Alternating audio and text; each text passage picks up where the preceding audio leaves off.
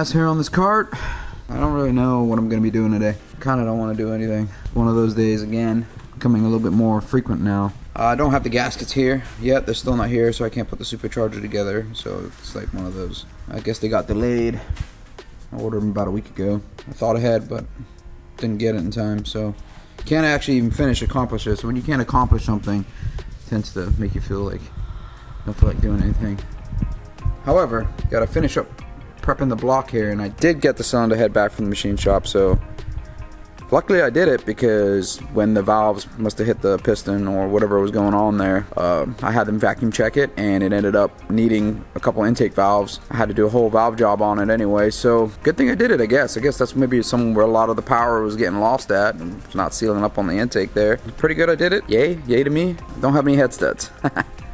Thought I had some, but I went to go check our inventory over here. We normally stock a bunch of them, and for some reason everything's been kind of delayed with the shipping because of this whole thing, so sometimes stuff doesn't show up exactly on time, and I went to go check, and they were supposed to be all here on Friday, but because of certain issues with shipping, they're not going to be here till Monday, so kind of leaves me not being able to put the cylinder head on either.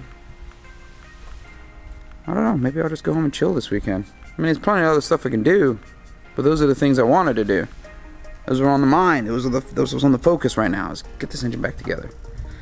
And a couple things are not allowing me to do it. So, I don't know. It's quiet in here today, though. It's eerily quiet in here today. I'll probably do something. I'll let you guys know what I do. So I have decided to do something. I'm going to prep the block up a little bit more. Clean it up a little. I may put a new water pump on, even though this looks like it hasn't been done that long ago. Clean up this. We're not using this anymore. I may draw a plate to just get rid of that. I may actually just do the idler thing I talked about, drawing up a bracket to do the tensioner. So I've got stuff to do here that I remembered. So I'm gonna take this off, maybe figure out a better bearing for this situation. I think it needs a more heavy duty bearing.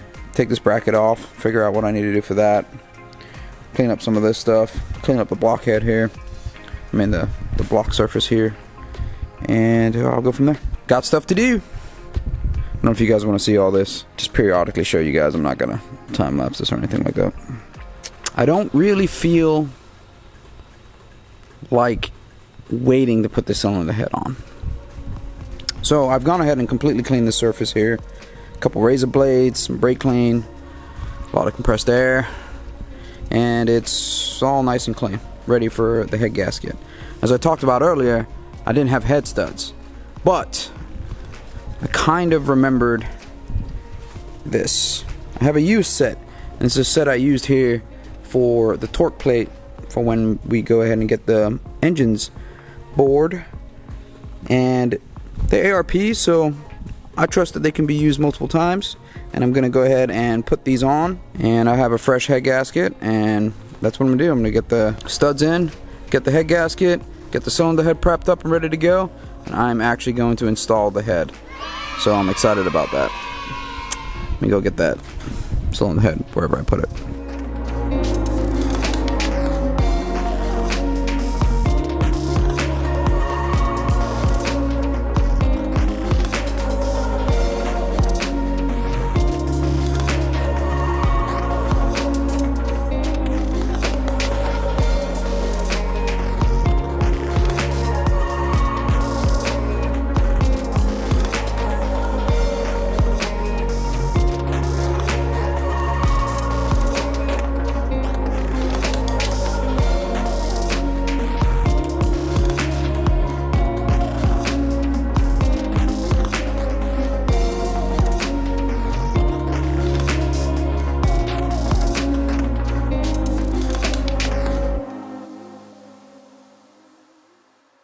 Alright, so I didn't realize that the camera had died, but the head's on and it's all torqued. I think I missed the torquing, or you guys missed me torquing it down. Just 3 equal stages with a torque wrench. Went pretty well. got to 75 foot-pounds. That's all I do. I follow the recommendations of the ARPs. I'm pretty sure it's 75. Don't have the card with me, but I'm pretty sure that's what it is. But I don't like to excessively do them, because then you tend to stretch the bolt out and snap the bolt. It doesn't really help actually torque the head any more than what it says. So if you need more torque, then you get stronger bolts or you get bigger bolts. Simple as that. I don't know how many other people do this. I might be the only one that does this. I like to put silicone underneath there, stop it from leaking. But then during this process, it crushes it down, so I tend to put some clamps on it to hold it down there. And when I put a little bit of silicone on the cover when it goes on, and then I tighten it down. So I like to have it on both sides, so got some silicone underneath there. And yeah, so torque down. But now I'm gonna put this Johnny in. Hopefully she doesn't strip, which is common. Happened to Eric the other day. But we have helicoils here. Would be nice to time serve, but I don't have one of those. So if it does strip, I can fix it, but hopefully it won't.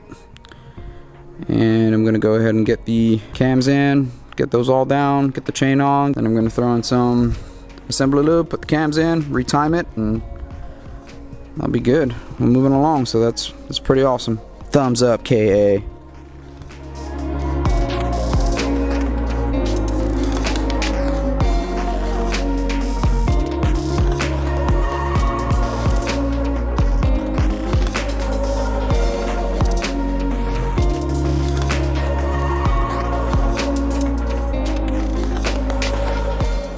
And there you have it. Head gasket is done. Cams are installed. I actually forgot that I had a set of Brian Crowers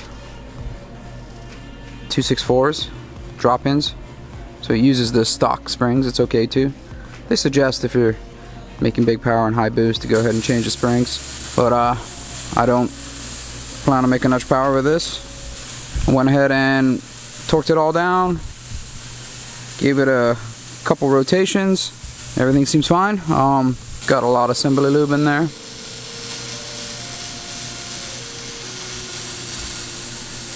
I'm missing a couple exhaust studs. Went ahead and threw the distributor in, because you got to kind of look down in there to get it set, like base wise, instead of throwing the valve cover on and then having to take it off and try to figure out where it is. Just throw it in now. Haven't decided whether or not I'm going to put the intake studs back in, because you can't slide the supercharger out with it, but it's also going to be a pain in the butt to get the gasket and the supercharger and the intake back on. It's so heavy, so I'll get to that. Right now I'm going to do something about this bracket. That's my next step. Now that I'm done with this, I'm glad I got that completed this weekend. I was not looking forward to doing that during the weekday, so weekend is nice and quiet and I get a lot done in one time period, so that was awesome. I'm still contemplating whether or not I'm going to pull the oil pan,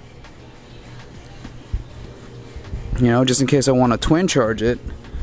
I can have a bung for the turbo already. What do you guys think? Twin charge it? Or should I wait until... Well, my plan was to leave the supercharger on, you know, have a couple events with that, do some fun stuff, leave it stock, then throw the turbo on to keep it twin charged while I'm building the other motor, see how much it would actually hold before it pops. So put a bung on now. Should I do it? I think I should show you guys how much the twin charge can hold on a stock motor before it boom. It'd be kind of a cool thing to figure out, but we'll see.